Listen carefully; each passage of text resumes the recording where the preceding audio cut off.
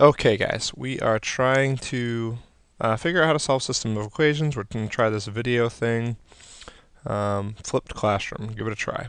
So, basically, you're going to want to write the date here. Okay, you can write Monday's date, or the date of class. That the date of our next class would be fine to write for this. And this is your note title right here. You should be taking notes. You should have probably a page of notes. So I'm going to be checking that to be sure that you've watched the video. There are going to be a few things that I do to make sure that you watch the video, because if you don't watch the video, this doesn't really work. So you should have a piece of paper out. You can obviously pause the video, grab a piece of paper. Here's what we're doing. Trying to find out if these equations don't line up. How can we figure this out? So if they don't line up, you have to make them line up, right? Make them line up using skills you already have. So these are not new things. Line up the x's, y's, constants, and the equal signs. So when I'm doing that, right, the first thing I'm probably going to do is I'm going to rewrite like this. See that? I just lined up the equal sign. Oops. And then what I'm going to do is I'm going to see the x's should probably be over here, so I'm going to move this x over by adding it. That cancels out to 0, and we kind of have to remember that this is the center. We do not want to add 5x here. We want to add it to the other side. So I'm just going to put it here, if that's okay. It's being added. And that kind of actually does give us pretty lined up equations. If you want to make it a little bit nicer looking, if you wanted to, you could simply rewrite again. Whoops. You could simply rewrite as the following. 3x plus 12 equals y, and 5x plus 20 equals y. That's all you're doing, really. You're just moving it so that the equal signs line up, the constants line up, the x's line up, the y's line up. It doesn't really matter where they are in the equation as long as they line up. Now we can add, and we'll get, well, actually, we don't really want to add yet, do we? Because we actually want to have the same number of different signs. So, in a sense, if we took this and multiplied by -1, right, we'd have now here a negative, and a negative. And now we could add to get negative 2x minus 8 equals 0. Notice that this equals 0. It cancels out. When you add the 8, this is the simple equation to solve. We got negative 2x equals 8, and we got x is equal to negative 4. So, pretty much that's all we got to do. X is equal to negative 4, and then of course we find y. So we'd find y probably using this top equation. So let's use green here. Take that y. We're going to have 3 times x plus 12 is equal to y. That's whatever y is. And we know that, of course, x here is equal to 4. So our green equation becomes 12 plus 12 equals y. So y equals 24. And our final answer is 4, 24. So that is basically what we're trying to do here. Line up our equal signs. It's very important. Our x's, our y's, and our constants. We'll do one more example. We're just kind of doing examples with these. A lot of my math notes are examples. So here we have two equations, equal signs not lined up. I'd probably write it like this, and then I'd think about how's the easiest way to shuffle this around.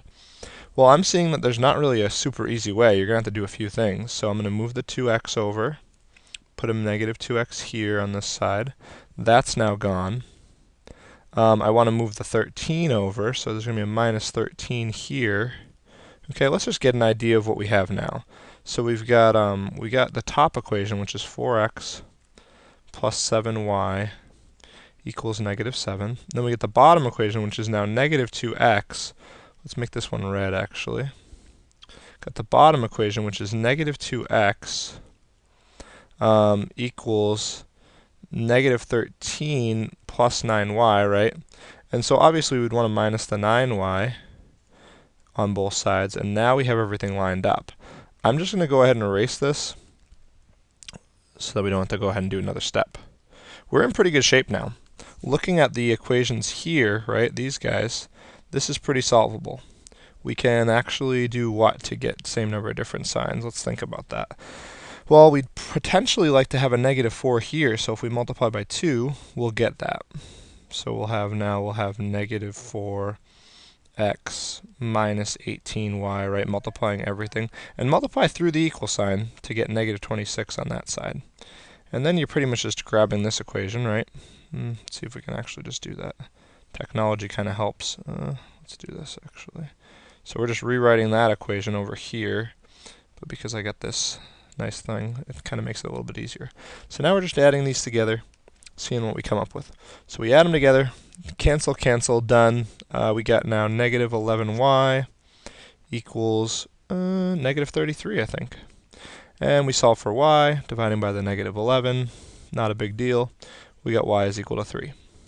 So we're kind of halfway done, but we've done the hard part. Let's go to green now and find x. So 4x plus 7 times y is going to equal negative 7. Y being, of course, written here in black, 3. So that's 21. So we got 4x plus 21 equals negative 7. And we'll subtract the 21 on both sides. So we got 4x equals negative 28. And when we divide by 4, gives us x is equal to negative 7. So we're done. We have negative 7 comma 3 for our answer. You can always watch it again or slow this down if you need to. All right? So far, so good. What I'm asking you to do is try this problem, okay, on your own. Try it. And bring that in. So, I mean, when you look at your notes, you should have this problem done out, okay?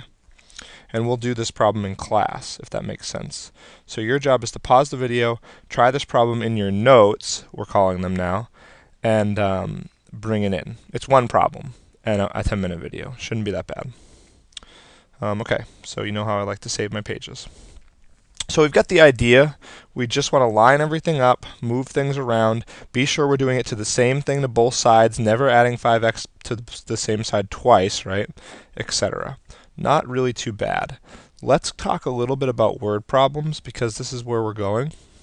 We got to be able to solve word problems, or else what's the point of even knowing systems at all, right? So how are we doing for time here? Oh, not bad. So let's take a second to solve this word problem here. We have a test. Has 20 questions worth 100 points, true false worth 3 points, and multiple choice worth 11 points. How many multiple choice are on the test? So I guess what we want to know is, we want to know the number of multiple choice questions, right? So we want to know number of MC questions. And we don't know what that is, so let's call that x. And I figure, even though it's not asking us for it, I think if we also have the number of true-false questions as y, then we'll be able to write an equation. Okay? Let's think about it for a second. You can pause it and think about it for a second as to how you would write it. Give it a try, and if not, we'll erase it. Okay, so all together, we've got 20 questions. So we have however many multiple choice and however many true false, but all together, if we were to add the amount of multiple choice and the amount of true false, we have a total, that's our total number of questions, right? The number of multiple choice plus the number of true false. We have 20 of those all together. All right? Now, every multiple choice question we get 11 points, right? So I would say if we get, like, let's say there are, I don't know, 5 multiple choice questions, then we would get 55 points, right? 5 multiple choice questions, we get 55 points. So that's how many points we're getting for multiple choice. But how many points are we getting for true false? We're getting 3 points times however many questions there are. So let's say there were 10 of these questions, you'd get 30 points for that section. Okay, and altogether this has to add to 100. So you've done the hard work now. You now have the system of equations. The rest is the easy part, just solving it. And this will tell us exactly how this works. So let's see. We want a negative 3 here potentially. So the way to get a negative 3 there is to multiply by negative 3 here, here, and here, giving us negative 3x minus 3y. This is what's nice about this is that, you can pretty much just block out everything now, except for the equations. So what I'm saying is you can pretty much just do this and solve the new system. So you don't have to worry about it being a word problem. In the end, we'll talk words and what it means. But for right now, we're doing good. So we got 8x equals 40. When we divide by 8, we wind up with x equals 5. So what does that mean? There are 5 multiple choice questions? Yeah, there are. So if there are 5 multiple choice questions, plus however many true-false questions, there's a total of 20 questions. So it seems pretty obvious that there are 15 multiple choice questions. Does that give us the points we need? I guess that's the question. So 5 times 11 points each, that's 55 points on that section, on the multiple choice section. And then 15 times 3 points each, that's 45. So that's how many points we would get in that. And that would give us a total of 100 points. So that's right. So the answer is 5 multiple choice. But we're not writing this as a point now. We're actually writing it as a word. And 15 true false. That's basically what we're looking for. So you should have written down, if you have not, go back and write it down, all of these notes through until here. You should write your first name with your last initial in the comment section. If not, you should at least have the notes written down, if that makes sense. I may ask another question about this video too. But I think we'll see how it goes. If it goes well, we'll continue with this. And for anybody that's not in my classes, I hope this video might have been helpful for you.